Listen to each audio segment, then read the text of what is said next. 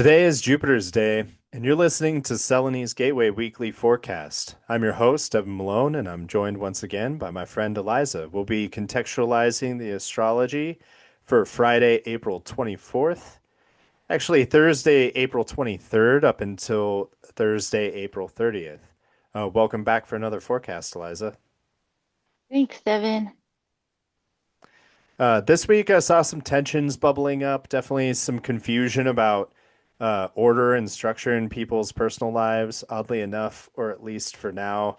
The Aries situation has been channeled into me learning like Tai Chi and Qigong. I've taken some classes at a community center recently. So that was a good way for me to express last week's astrology. I pulled a tarot card like we normally do to help us get started with this next week, and I pulled the Five of Wands.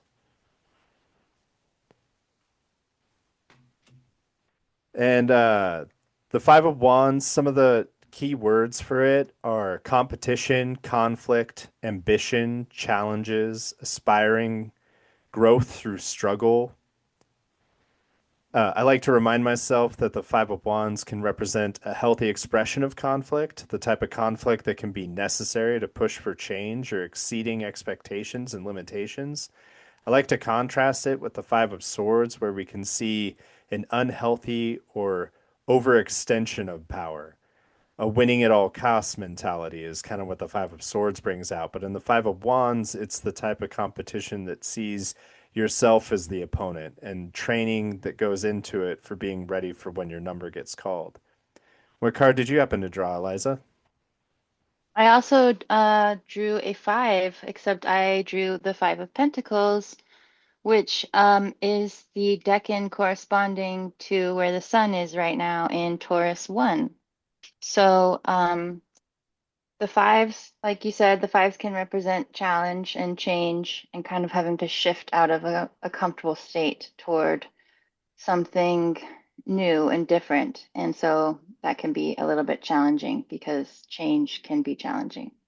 And since it's in an earth sign and it's represented by Mercury and Taurus in according to one system, it can be about understanding how to plan your time accordingly. I don't really love the term managing time because I think time actually manages us, but you can work with time in such a way that you are staying regulated and you are thinking ahead in terms of your energy and your resources and how to provide for yourself in the most appropriate fashion. So planning and managing time are a big part of Mercury and Taurus and the Five of Pentacles, and how there can be like an anxiety that comes with this this sort of energy because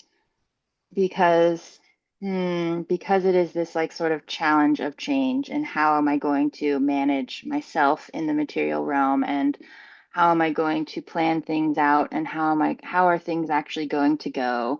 Because I think Earth likes to stay steady and somewhat in control and practical and grounded, and so there can be a need to understand how change is going to unfold and how you are going to find yourself within that change and to have some sense of control over that. So the things that you can do to kind of manage anxiety about that change is, like I'm saying, like planning your time accordingly, planning ahead, thinking ahead strategically about how to organize yourself, when to do what, when you're going to need to, do certain material practical things. And that can be a way of just like managing the strife and anxiety and turmoil that can come up with like facing the unknown in a material universe. It's just like thinking ahead in terms of what you're wanting to do. But it's also like the energy of kind of going through like the dark night of the soul a little bit, because you're sort of like kicked out of your like comfortable warm environment, and you're now sort of like out in the cold and trying to get from one place to the next and get to like a new place. And you might be low on resources and you're trying to think about how to accommodate and provide for yourself in that way. But I think there's also a lesson in that experience of like in that moment when you're despairing or you're feeling this anxiety about being in this like liminal transition, you can always turn inwards and find this sort of light that is always existing within you, that is always there, no matter what change may be happening in the external circumstances. And you can also look for support to those around you that may be available to help you on your journey. So you're not alone, and there are ways to there are tools and there are resources available to you if you just think carefully and use a little bit of strategy. And you can also find that sort of like meditative space within if you can kind of connect with that spiritual center, which is like the light within you that never goes out, no matter how dark it may feel in your surroundings externally. It was quite a long tangent, but it's kind of a lot in this card. So I don't know. How do you No, feel about the Five of Pentacles? no, I agree. I agree with everything you said, and I think that with we're going to get into it, but with the astrology that's coming up this week, I think that kind of that like resourcing yourself, like getting like sticking to the basics. Am I fed? Do I have water? Like, like if you're feeling a lot of anxiety and stress from things that aren't entirely in your control, it's good to make sure that you're paying attention and regulating your personal basics, your baseline. Exactly. Yeah. Yeah. Yeah, that's a more simplified way of putting it. Thanks for the Taurus input there. Because that's kind of what Taurus does for us, right? It's just like, all right, before you get too like lost in your thoughts and feelings, just like come back to your like your basics of like your body and like are you fed? Like, do you have a lot of anxiety because you didn't eat enough today?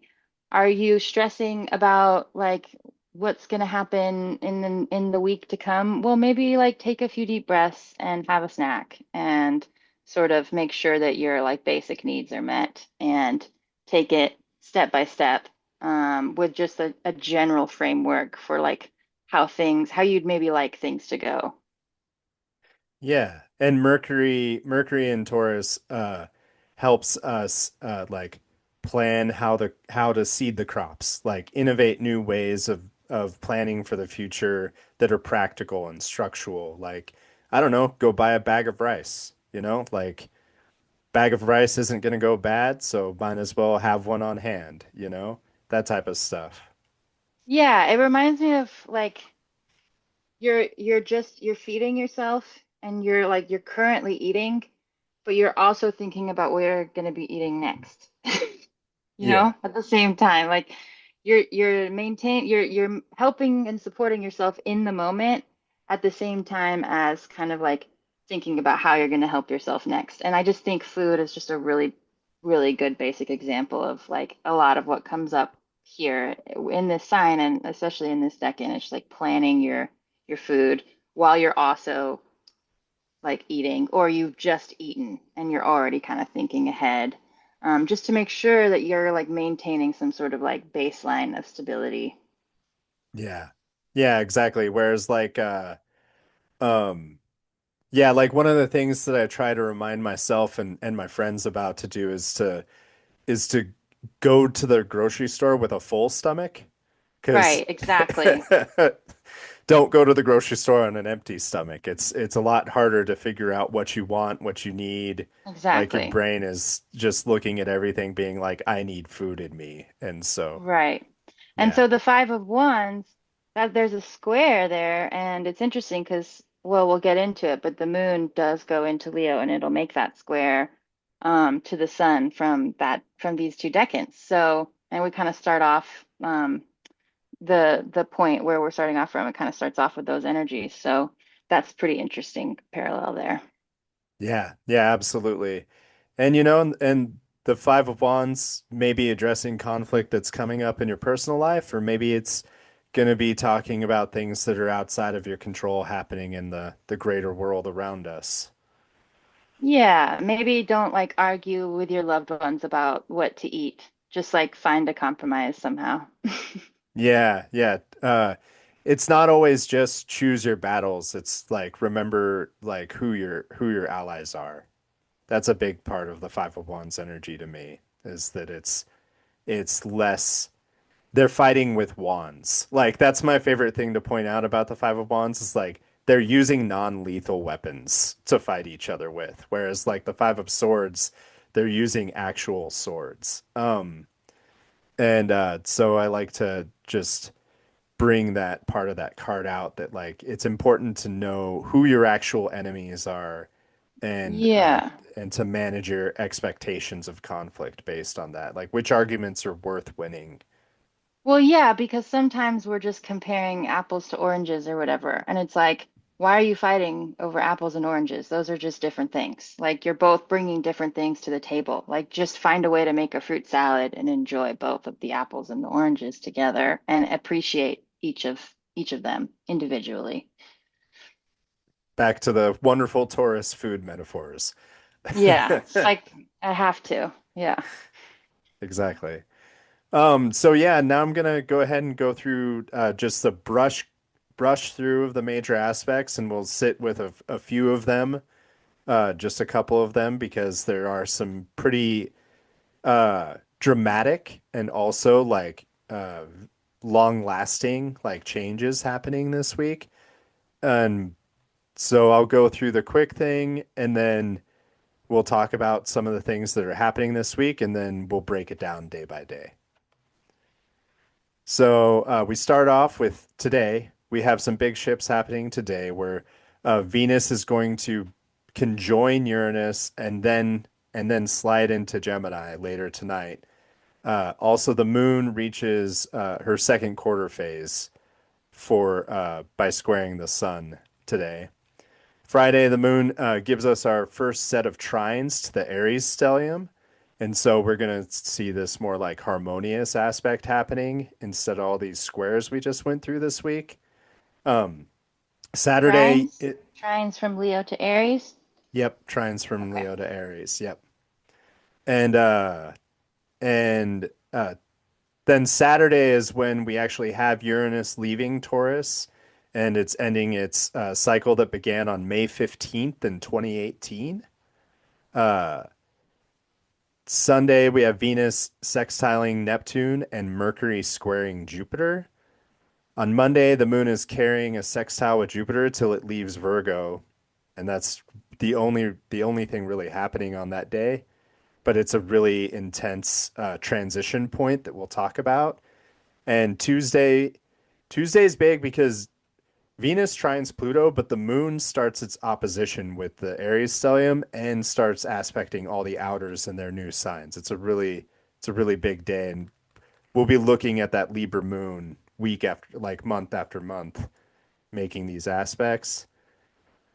On Wednesday is a continuation of the Libra Aries axis where the moon travels through there. And then on Thursday, we finish with those aspects by the moon to Aries right before moving into Scorpio and setting us up for the full moon the following day.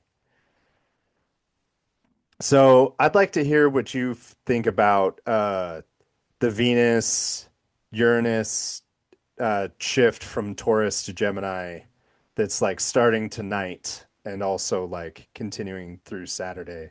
How do you what do you think about that? Yeah, there's a lot of things to say about it. You did mention on Saturday how Uranus changes signs, right? Did I just Yeah, miss I that did. part? You did. Yeah, I Okay. said it. Yeah, yeah, yeah. Okay. So yeah, like you're saying, there's this interesting progression of events starting today, Thursday, moving into Saturday.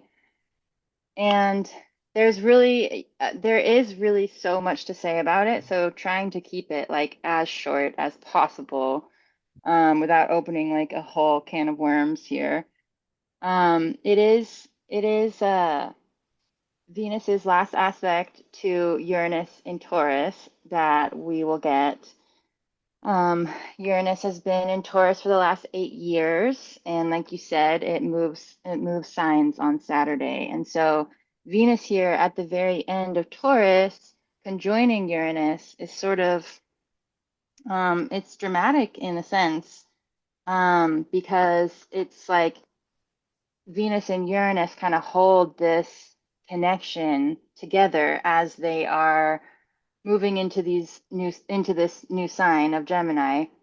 So Venus obviously moves much faster than Uranus, and Venus is sort of telling the story, if you will. She's sort of like holding the torch of Uranus's longer narrative that it's been weaving through our lives, and in the world at large. So Venus guides the way for Uranus, so to speak. And that kind of gives the Uranus ingress a particular signature to it that is quite Venusian in a way. Um, One being because Uranus has been in a Venus ruled sign of Taurus, where Venus has her domicile, and also because they're kind of doing this movement together, and Venus is going first and guiding Uranus in. So the conjunction today, which is tonight, this evening, in Taurus, it's also at this very interesting point in the zodiac, at the very last degree of Taurus, um, between these like significant fixed stars, of Algol and the Pleiades, which can bring through some dramatic energies in their own right. Um, and yeah, I know there's a lot to say, and we're going to go through all of the transits. So I'm not sure how much you want me to go into this right now, actually. Do you want me to wait until we get to it, so we start going through these transits? We'll say a little bit more. Yeah, yeah. I think you did a great job of like just contextualizing how close Venus and Uranus are when they're making their transition from Taurus to Gemini. One of the ways I've been like visualizing it is that like they're almost holding hands as they're crossing signs. Uh, but yeah, it's almost like I I know one person who's like literally has a countdown going of Uranus leaving Taurus. So I think she probably sees it more of like Venus dragging Uranus out of Taurus instead of like holding hands. But yeah, we can talk more in depth about it as we get through the details of the forecast. Um Yeah, there could be some like radical breakthroughs concerning the Venus ruled areas of your life, and there could be some big shifts between the Taurus and Gemini sectors of your chart. So, like, there will just be these very potent energy signatures developing and also culminating and also closing out, between the Venus ruled areas of your chart and the Taurus and Gemini areas of your chart. yeah. Yeah, absolutely. Um And then the other thing we kind of wanted to brush up on a little bit before we dive into it is just the amount of activity we're seeing in Libra. The or do we want to talk about more about the square between the moon and Uranus right I now, think or we'll would you just get like to it to? when we get to it. We should just get going. Okay, that sounds good. It's a little Sure. bit of a dramatic week. It's a little bit unique. So Devon and we're feeling a little bit mildly overwhelmed about how potent some of these shifts and energies are feeling. Yeah, and I think you'll hear the potency when we get to Tuesday specifically because it's a lot. Yeah, there could be some pretty significant developments in world events. And we're not going to like go down the wormhole, but we wanted to mention that we could see some dramatic shifts and turning points happening this week in the world at large, or the world astrology. But we've kind of started doing these forecasts at a time when the astrology starts getting real dramatic and spicy. So it's kind of been like every week has been dramatic. So it's a continuation of drama with a little bit of new drama sprinkled in. Yeah, yeah, absolutely. And yeah, the world stage might be pretty loud this week, but we're here to focus more on what we're all gonna do with it instead Yeah, of we have an intention to really talk about the day-to-day energies and how they will feel. And so that gets a little bit complicated and difficult whenever we start to see these big outer planet energies coming through, because they don't really represent personal day-to-day feelings. They are more these like collective transcendental energies and shifts that happen to all of us in this sort of like bigger, more transcendental collective way. So we're trying to talk about the day-to-day transits while also considering the fact that there are these bigger collective shifts happening. Yeah. So Yeah, wish exactly. wish us luck. Good luck to us. We'll see how it goes.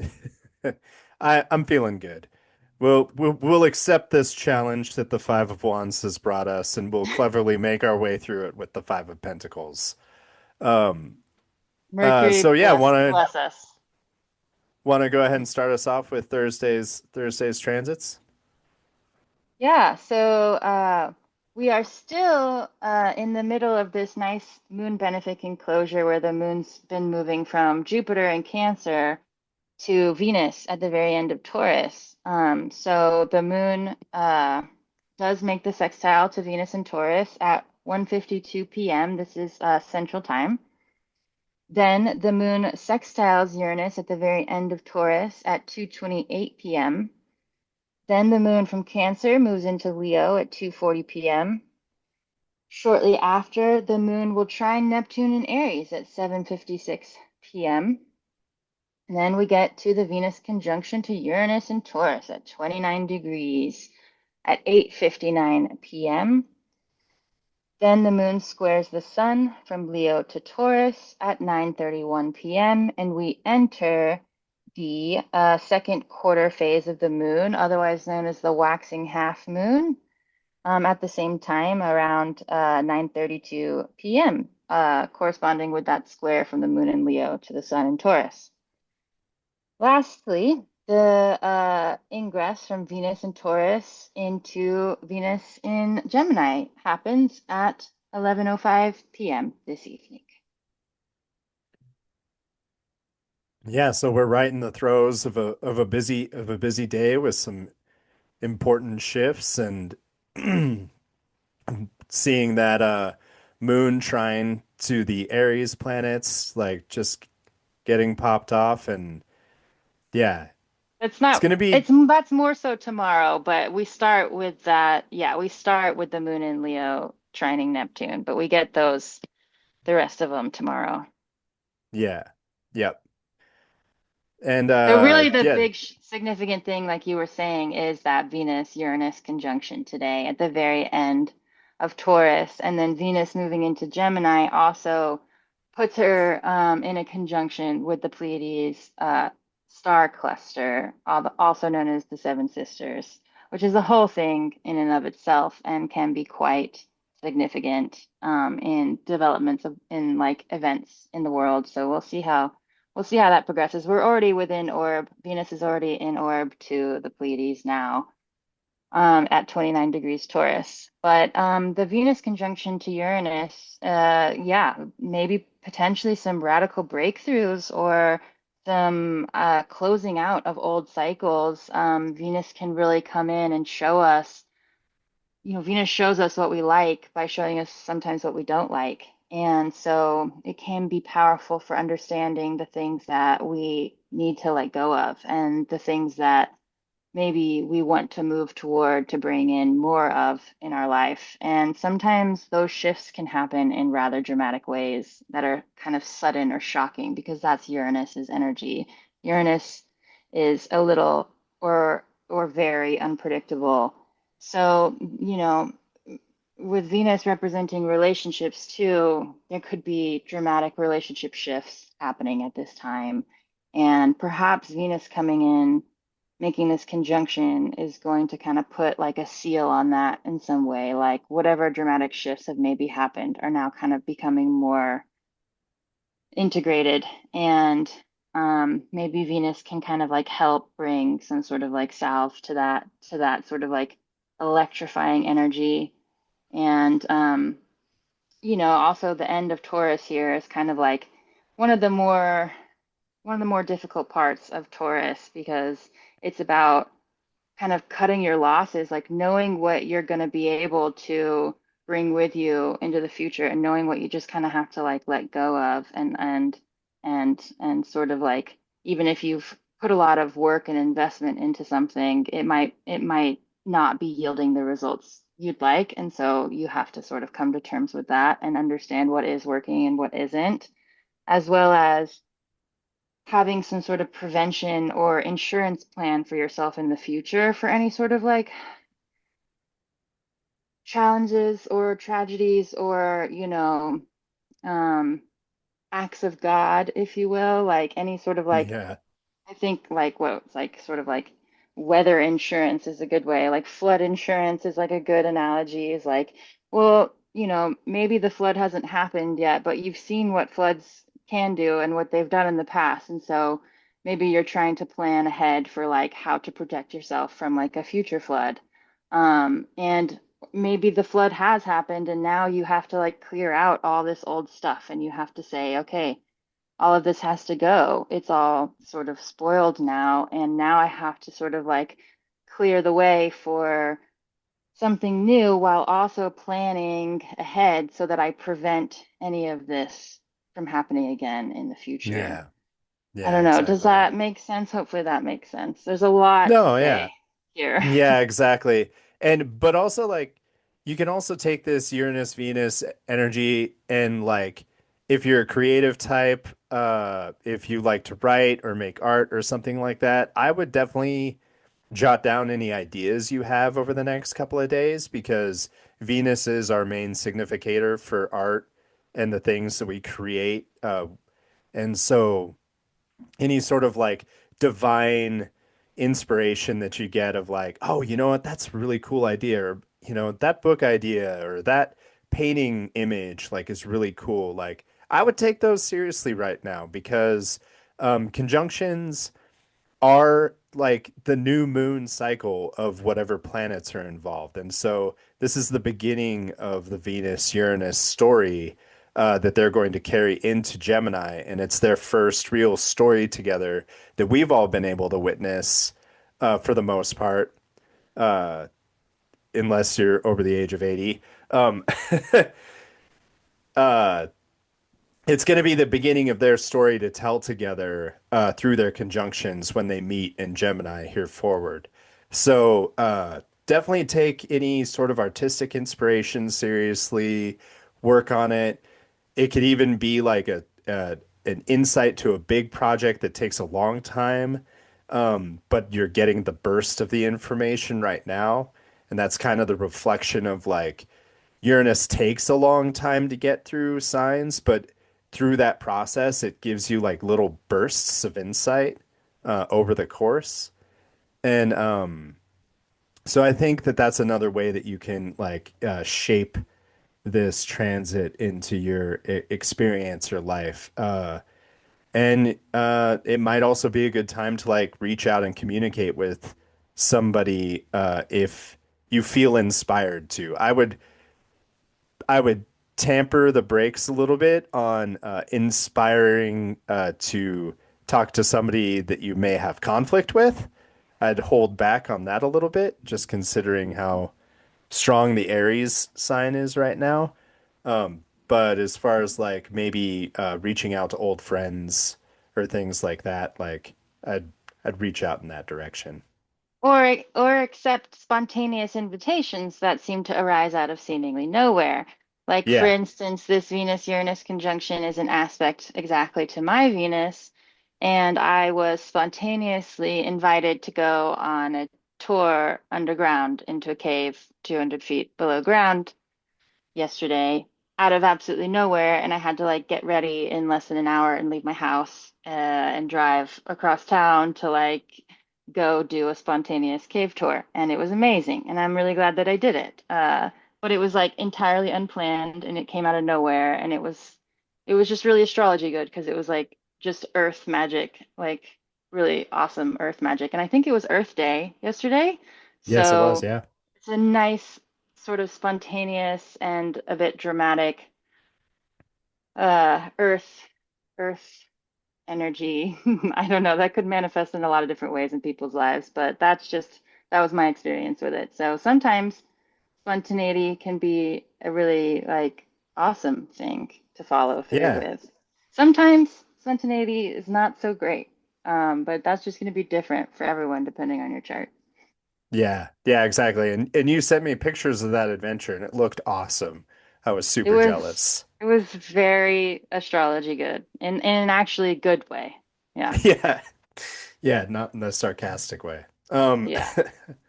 uh Yeah, so that's a lot, and we said a lot, but it's because it's a very significant transit, and we'll most likely not experience that again in our lifetimes. Most likely. Um, but yeah, should we move on from that?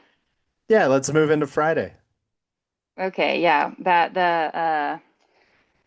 the Venus shifting into Gemini does happen right after the conjunction, though. So the energy does shift, and we shift from Earth to air, where we get a much more um, sort of effervescent and bubbly Venus that is now in the air sign of Gemini. And she moves from this sort of like heavy, grounded place of the end of Taurus into this very lively energetic, airy, mental area of the mind of Gemini.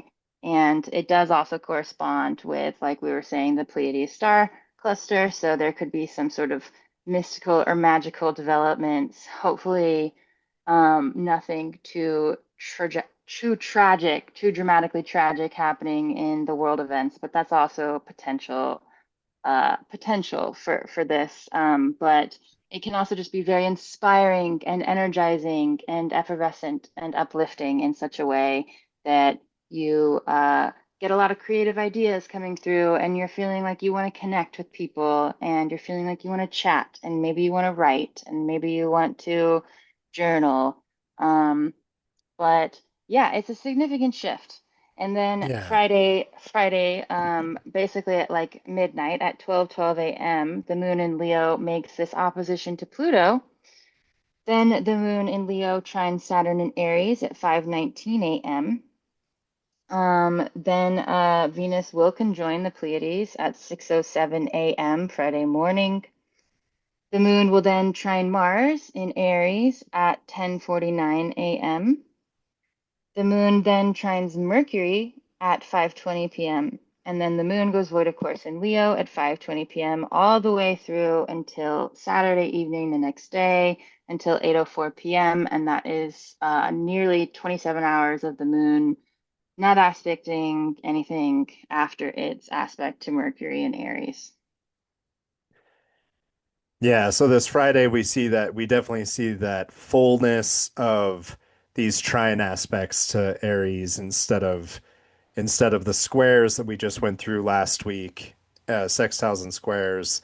So I'll be interested to see how that dynamic kind of plays out, especially since we have a different sunlight now. You know, the sun is casting its light from Taurus, which is a more stable sign as far as like being grounded goes, but the sun's no longer exalted, so it's not carrying as much dignity as it had back when it was in Aries. So it'll be interesting to see how this fieriness plays out, and that space that the moon is running through, that 27 hours, she'll be carrying that dynamic between Mercury and in Aries and the moon in Leo. She'll be carrying that fire trine until she transitions into Virgo. So you see what kind of like inspired or fiery communication can happen. Mercury's still being influenced by Mars and Saturn, so But he's it's carrying racing that. away. It's Mercury is racing racing away. away, and Mercury is doing a Yeah. great job. But but there could still be some like, yeah, be careful about like proclamations or like standing too high on your soapbox or things like that. Um, but yeah, so it's just a fiery energy we're carrying through Friday. Yeah, I don't know. I like Mercury in Aries. I think you can stand on your soapbox, and you should do it with flair and confidence. You should just own it. But that's my opinion. She says to the Mercury in Aries. Yeah, so well, yeah. Then we get to this like kind of relatively dramatic day on Saturday. Um, we start the day off with the sun square to Pluto in Aquarius. Sun from Taurus squares Pluto in Aquarius at 11:32 a.m. Then Uranus leaves Taurus after an 8-year passage through the fixed Earth sign and moves into Gemini at 7:51 p.m. And basically, just after that, the moon leaves Leo and moves into Virgo at 8:04 p.m. And then we get that square that basically happens simultaneously across the fixed mutable axis, but really happens most potently from the moon in Virgo to Uranus in Gemini at 0 degrees for both of them. Those also both contain powerful fixed star signatures because the moon will be crossing the fixed star of Regulus, which is the heart of the Lion constellation, of the Leo constellation. It is often associated with kings and rulers and people that have fame and sort of a powerful status in such a way. It often has been used throughout time to represent the king. Um, yeah, and so the moon on Regulus in the very beginning of Virgo, squaring this very new Uranus and Gemini energy, who now is catching up with Venus and is now also getting to the Pleiades star cluster. These are just a lot of layers of significations, but really, most A lot of importantly, powerful energy. yeah, really, most importantly, it means that we're going to feel this Uranus ingress into a new sign in a very potent way. And it is probably going to come through in some sort of world events. But on a personal level, it could be just really electrifying in a very new way that maybe you're not so used to. And depending on who you are and your chart and how it's all playing out, it could be feeling electrifying in an inflammatory or uncomfortable way, or it could be feeling electrifying in like an invigorating and inspiring way that sort of fills you with a new sense of energy to move towards some sort of new inspired ideas. And so, depending, it could be a more negative, sort of unpredictable invigoration, or a more positive, sort of spontaneous invigoration. But in any case, it will be new and it will be a little dramatic, maybe, probably. Probably. Yeah, I'm expecting it to be loud because, like, it was a little confusing trying to figure out how to talk about this because, like, like if you get like down to like the weird minutes and degrees, like the moon basically squares Uranus and Taurus before they both shift signs.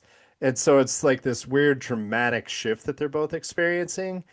And especially like if you bring up the fixed star Regulus, like that star can has a connotation towards kings or leaders, but like just on a completely different level though, if you're a sky watcher and you're on the East Coast and you've got a clear sky on this night, this is going to be later in the evening, so that it's going to be dark enough. You should be able to actually watch the moon like occult Regulus, like actually cross over Regulus because the south node is close enough that the moon is really close to the ecliptic right now when this is happening. So that's actually really cool. And in a book that I use for Babylonian star lore, there's actually like writings in it about like, oh, if the Regulus goes into the moon, then there will be an eclipse that season or something like that. So it's kind of it might actually have a signification for later on the year when we start having eclipse season again. We get eclipses in Leo pretty close to Regulus later on. Yeah. Yeah. And yeah, there's something to be said for the fact that there's this really new energy coming in at the same time that there are significations for like closing out and letting go and releasing. Because not only are we getting the very end of this Uranus and Taurus and the moon at the very end of Leo, kind of like squaring it from these fixed signs, and so that's sort of like a closing out of an old cycle of Uranus and Taurus. We're also now moving into the moon in Virgo, squaring Uranus and Gemini, while the moon in Virgo is applying to the south node in Virgo, like very shortly after, and we'll get there, but very shortly after the moon will apply to K2, the south node in Virgo, and that definitely also has to do with like a release of something or like a Hmm. draining out of something. So a lessening, a dissipating. So it might even be sort of, shocking new revelations about things that you need to let go of or things that are needing to be sort of drained or dissipated from your life so that you can kind of clear space and bring in something new, something new that you can build upon and work with going into the future. But Yeah. yeah, it's also potentially certain rulers or certain people with a certain sort of powerful, uh, regal, kingly status might also be experiencing a bit of drain or falling away, if you will. Yeah. So if your manager's like having a hard day that day, that might be why. Yeah, yeah. Or if the Mad King happens to be, um, you know, going more and more delusional and hopefully fading into oblivion, then that also might be why. Yeah. But that's neither Not that here nor anyone has a there. Mad King. Yeah, no Mad We're not Kings. living Game of Thrones. This isn't Game of Thrones. You All right, you know, want it's something to to look forward to, okay? We're flushing the toilet on on the Mad King. So, then we get to Sunday, April 26th. And the moon in Virgo now squares Venus in Gemini. And so we get again a continuation of these Virgo to Gemini energies at 12:40 a.m. And the moon trines the sun from Virgo to Taurus at 7:37 a.m. The moon then, like we said, conjoins K2 at 9:28 a.m. That is the south node of the eclipse. Could be a bit of a draining energy there. Then Venus sextiles Neptune. Venus from Gemini sextiles Neptune in Aries at 12:42 p.m. Then Mercury in Aries squares Jupiter in Cancer at 1:33 p.m. So, what do you think about Sunday? Yeah, I think I'm really liking the idea of tying this Uranus Venus conjunction that happens and carries through into Gemini, and then Venus gets to have this sextile with Neptune as well, so that we can kind of feel like there might be another way of like receiving or connecting those forms of inspiration with each other.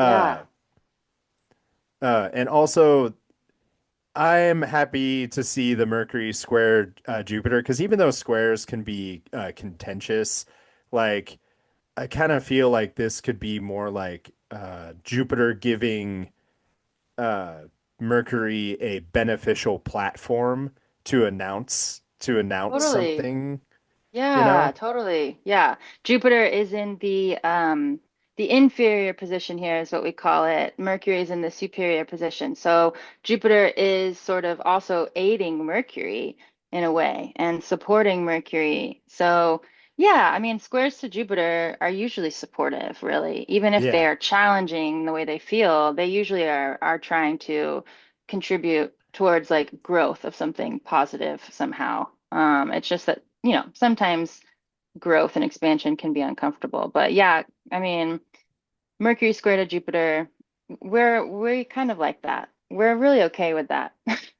Yeah. I mean, it could be like the It can it be could be like the inspiring. rousing speech, before a game Yeah, starts or like motivational. Yeah, yeah. motivational speech, a little bit bombastic, supportive energy there.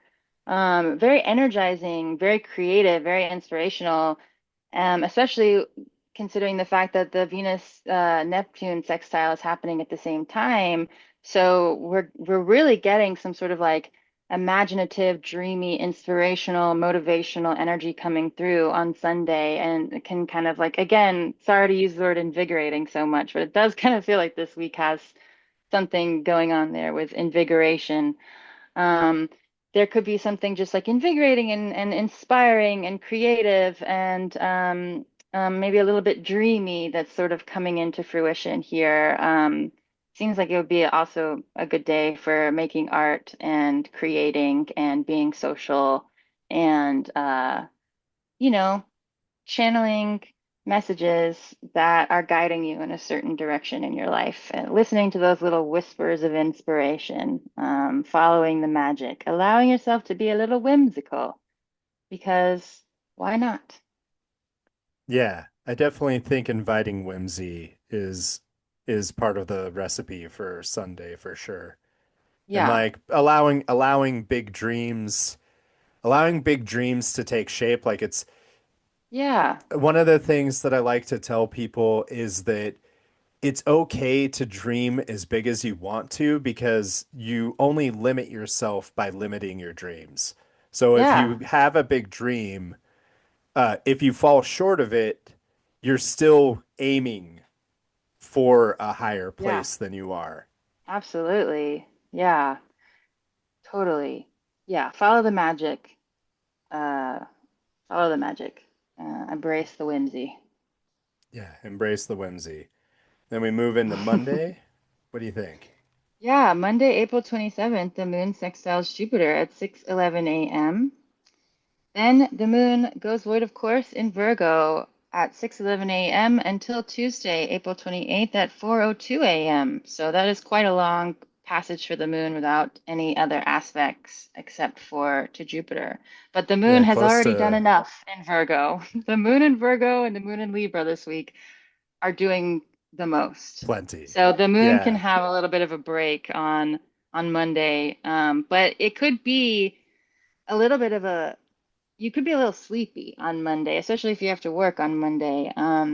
It could just be like there's been a lot of kind of big energy shifts and like a little bit of kind of drama that is sort of channeled through the ether, if you will, that you may be feeling in your body, physically speaking. And so once the moon makes that sextile to Jupiter, kind of a nice, supportive, harmonious energy really early Monday morning, you get to kind of sit with all of that new inspiration and all of those new sort of creative ideas or energy shifts that have happened and kind of just like let them germinate a little bit on Monday. Don't, kind of just allow things to sort of settle. You may need to do a little bit of like grounding and a little bit, resting and kind of not expecting, you know, not expecting, I don't know, not expecting too much, not forcing yourself too hard on Monday because you may just feel a little bit tired and like you just kind of need to rest a little bit. Yeah, maybe have some herbal teas, maybe take some tinctures, maybe take a floral bath. Yeah, Um, yeah. If you can like hang out in a garden that day or like go on a nature walk or like do a little puzzle that's like relaxing. You're just like kind of like working on a puzzle or something. Like that might be really nice. yeah. Yeah, exactly. And then Tuesday, April 28th, the moon leaves Virgo and enters Libra at 4:02 a.m. And this is where we have this kind of really characteristically unique day where the moon in Libra is going to aspect all of these outer planets that are now in new signs, entering us into this kind of new era, if you will. So, moon into Libra at 4:02 a.m., where the moon will then trine Uranus at 4:17 a.m. The moon then opposes Neptune at 10:06 a.m. Venus trines Pluto at 11:39 a.m. The moon trines Pluto at 2:31 p.m. Moon trines Venus at 2:50 p.m. and moon opposes Saturn at 9:07 p.m. And then the Libra moon does more things the next day. She's not done. Yeah. Yeah, she's not done. She's And not done. this is gonna my main suggestion for this is like is this is gonna be important to observe for your own life and for the larger stage because basically every time the moon moves into Libra for several years, she's going to be making this opposition to Neptune and these two trines to Uranus and Pluto. And so she's going to be activating all three of those planets within a 48-hour period for like the next 7 years. So, every month. And so I think that like allowing yourself to ease into this week and like really feel it out, especially with all the other planets that are involved, because the only planet she's not making a traditional aspect to is the sun. Everything else is getting The touched sun in by Taurus is like, I can't be asked. That's too yeah. much. Yeah. I'm already providing all of the light, okay? Like Yeah. um Someone's got to so hold it down here. yeah. So yeah, we're definitely gonna be I'm definitely gonna be looking at this day, and I don't have anything scheduled for it. I have that flexibility. I have that availability for myself Some um people are to going to be really to do that. busy. Yeah.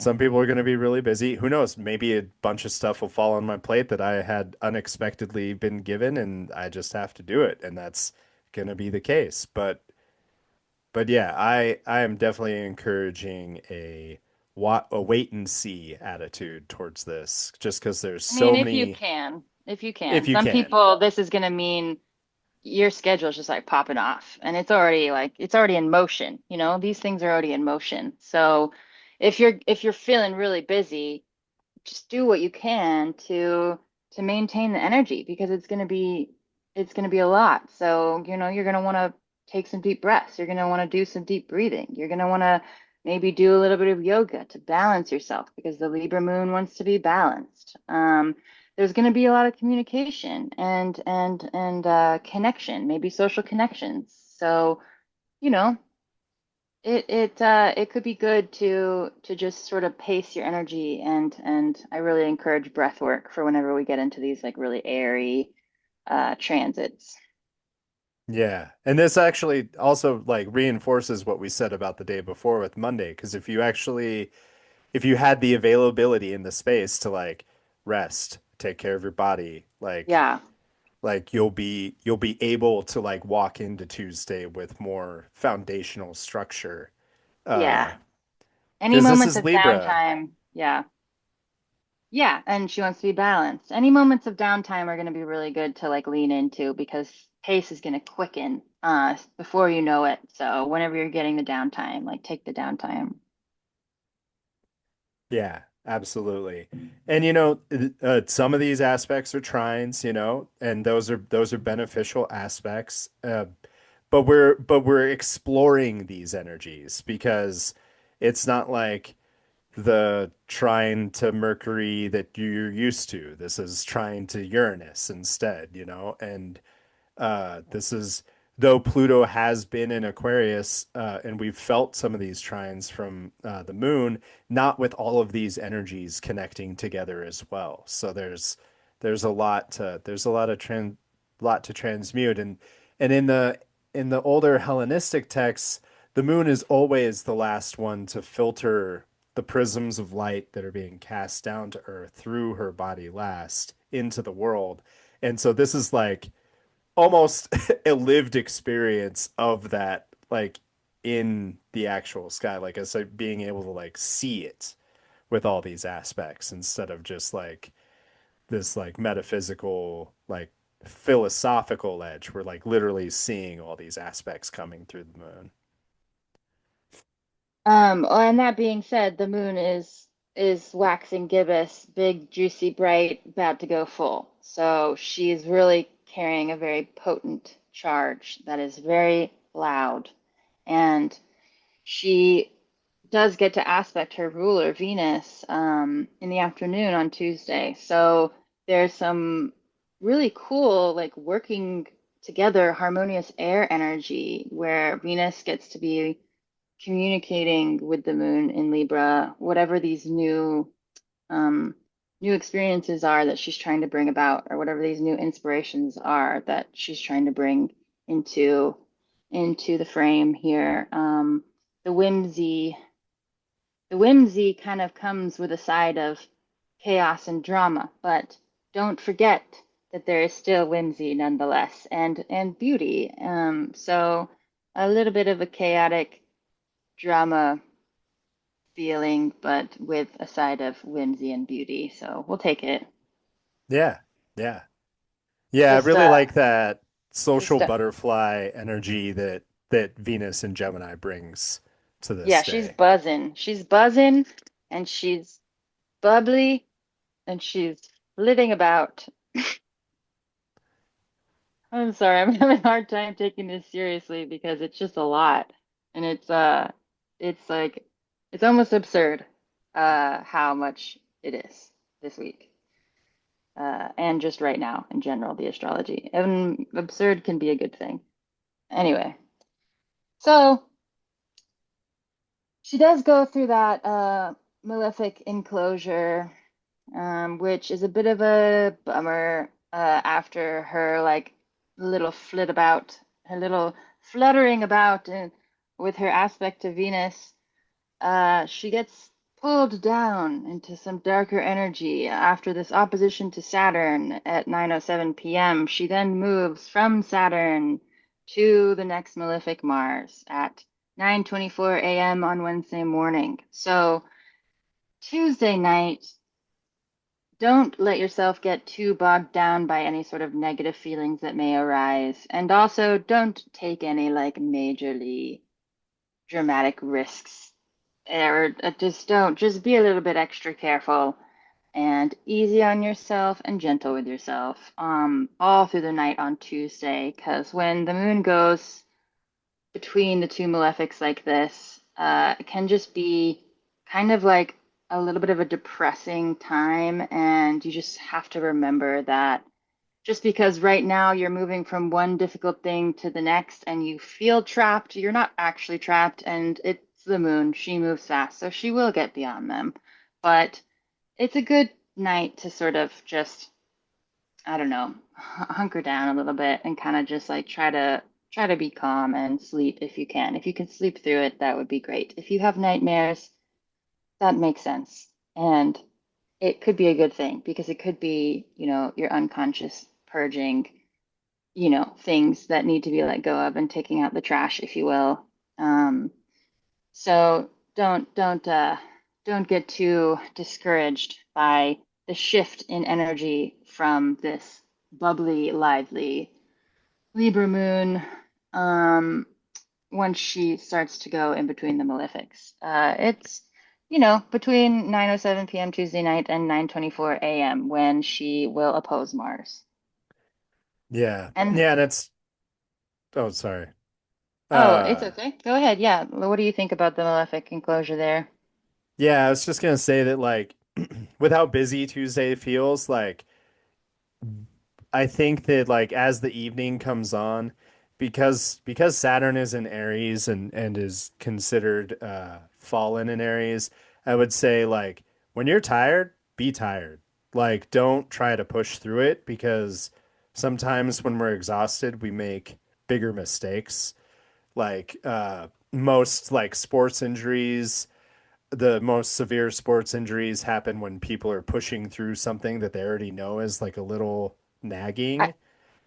And yeah, so and that's a really like good point, but I think it's also that sometimes you don't know you're tired, especially with Saturn in Aries. You don't feel it. You may not realize yeah. that you actually do really need to slow down, especially after this, busy Moon in Libra pass. Yeah, And totally. I'm just saying that if you do feel tired, like acknowledge it. Don't and try to even if push you through it. don't, you may still need to take a rest. You may be feeling a little Yeah. man, not in a extreme psychological way, but like, mania and feeling like a little bit overly charged, like you think you can do more than you can, but you may be feeling on a roll, but like, you need to slow it down. And you may, regardless of if you want to or not, you may just need to chill out. Yeah. Yeah, exactly. But Yeah. absolutely, if you are feeling tired, which the sun in Taurus might be helping you out with, because the sun in Taurus is like, no, bitch, take a nap, you know? So maybe if you do feel that, then definitely do listen to it. And even if you don't feel that, maybe take a nap anyway. Yeah. Do not Yeah, be absolutely. deceived by Saturn and Aries, who's trying to burn you out. Sorry, that was Yeah, a not message to myself. it's we're doing this just as much for ourselves as we are for everybody listening. So it's cool. Not every I like Tony Hawk as my example as Saturn and Aries, but not everybody's Tony Hawk. Not everybody can push the limits and actually land the 900 twirling And he probably trick in has the to, air. yeah, he probably has to rest too, you know? He has to Yeah. take time and mend his wounds. Yeah, exactly. So anyway, yeah, Wednesday morning, the moon opposes Mars at 9:24 a.m. We have a bit of an explosive moon-Mars opposition across the air fire signs. And then moon squares Jupiter at 4:06 p.m. that afternoon, thank God. Because we're going to need the moon to get to Jupiter again after all of that. So at least this malefic enclosure is bookended by aspects to both benefics. And that's nice. But unbelievably, that moon in Libra, she just keeps going and She's going not and done. going and going and going.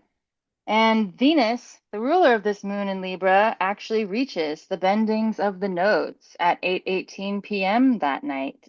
She'll be at the north bending, so she's really feeling she's up there. She's up there. Yeah. Yeah, She there's is there's always ascended. a She is peaking. yeah, there's always a tether, like a tether feeling whenever we get to the bendings, whether it's the southern bending or the northern bending. There's like this tension of the tether because of it's like the peak of the roller coaster or like the bottom Yeah, of the dip. yeah, yeah. So she's at the top of the roller coaster here, and yeah, and the moon that she's ruling is still not done. So then, Thursday, April 30th at 2:43 a.m., the moon conjoins fixed star Spica, which is kind of lovely.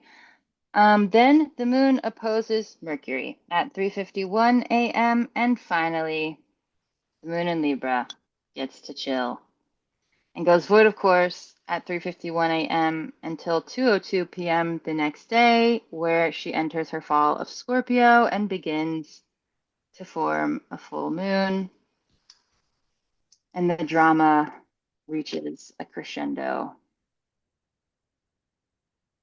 The end.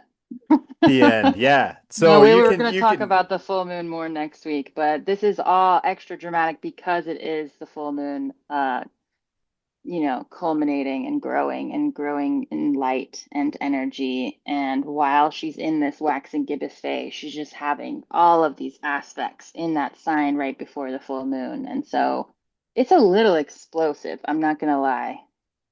yeah, the a metaphor that comes to mind is like if the moon's a bucket, its bucket is full.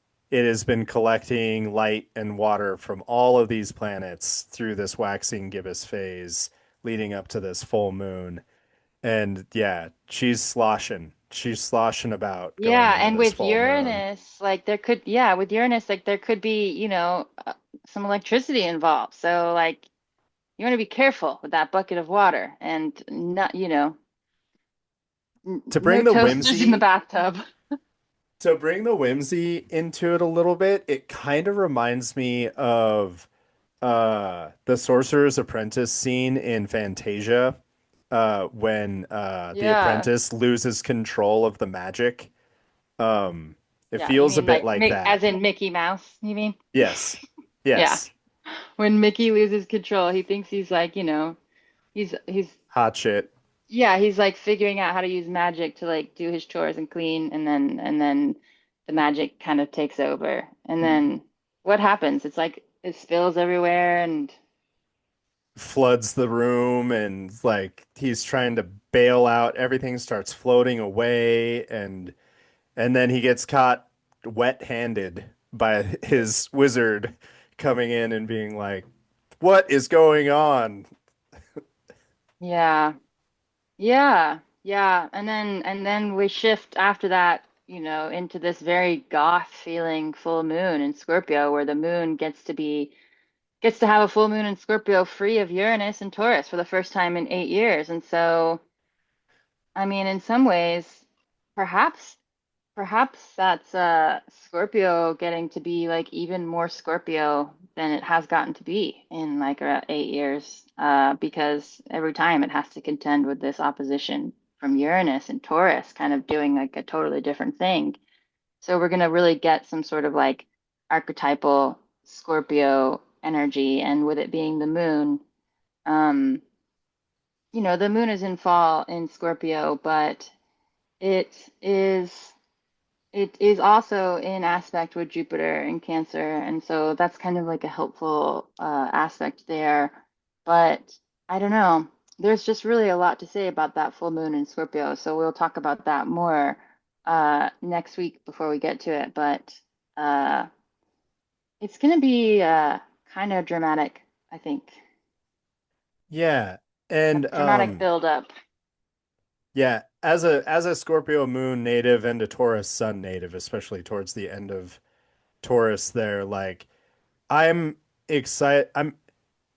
My life has dramatically shifted with Uranus moving through Taurus, and I've gone through a lot of changes. And I'm also just kind of excited to see what all of those placements feel like without having Uranus around.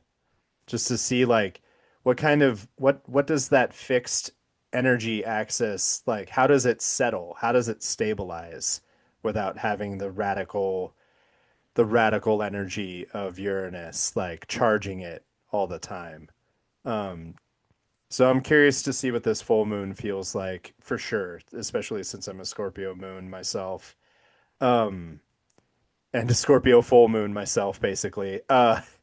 But I want to back up a little bit because I think it's really cool. If I'm seeing this right, I think it's really cool that the moon conjunct Spica is. Am I seeing this right? Is it happening between the Jupiter Mercury uh, Yeah. energy shift?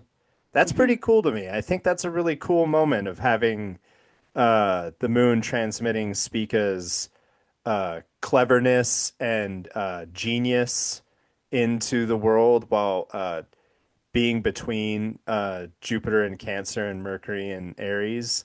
Like we said earlier about that aspect between Mercury and Jupiter, like this might be something that's related back to that square that they're kind of still experiencing. Yeah, yeah, some sort of crafty inspiration there, architecting big ideas and plans for your future. It is also very fascinating that the full moon in Scorpio does happen to correspond exactly with Beelzebub this year because it happens on May 1st. And this is a really important time in Irish tradition anyway. The traditions around Beelzebub involve a lot of magic ritual which have to do with purification and protection. And you don't buy, sell, trade, borrow, or ask for anything between the eve of April 30th and all through the day on Beelzebub on May 1st. You are sort of protecting your space. You are protecting your resources. You are protecting your luck, if you will, because if someone comes in and asks for a light or to borrow some of your fire, it is said that for the entire rest of the year to come, that person has now taken your fire. So it's an important time in this tradition to sort of conserve and protect as well as purify because magic is afoot and it's just as magical and mystical of a time as Samhain is, just after Halloween. And so the energies are they're a bit potent, if you will, if we're talking about the mystical supernatural energies. And so purification, protection, any rituals like that that you can do, protecting your peace, protecting your space, clearing out, cleaning. There are a lot of warding rituals that you can do. Yellow flowers would have been gathered and placed at the threshold to prevent any sort of unwanted energies from entering your home. You can cleanse with smoke so fumigations. You can do like the smoke clearing and cleansing. You can do fire magic, fire purification, lighting candles, cleaning your home, warding your entryways. It was also said that if you woke up on the morning of Beelzebub and you cleansed your face with the morning dew, that you would then you would be imbued with a sense of beauty and you would find love that year, if you will. So maybe connecting with nature, and doing some like spiritual and physical purification rituals and guarding your peace and protecting your body, mind, and soul at this time would be especially important considering there's a climax of energy here with the full moon in Scorpio. Yeah, I'm really glad you brought that up because this will give people enough time to really like think about what they want to do for that. So we have a week to get there, so we can think about where we can gather some flowers and, where we might get our morning dew from and things of that nature. Um, or if we have cattle, like making sure we have our bonfires set up to drive our cattle through the smoke of for protection.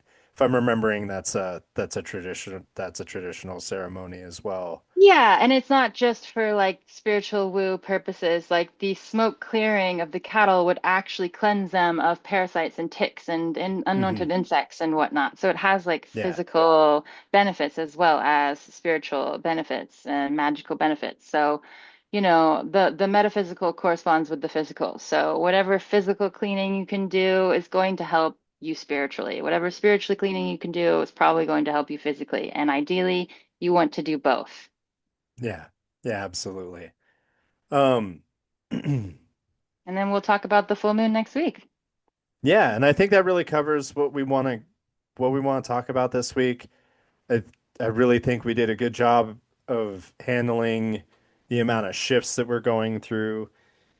I think we employed the Five of Pentacles and the Five of Wands really well as far as like talking about how to resource ourselves and also like dealing with our energy expenditures and things of that nature.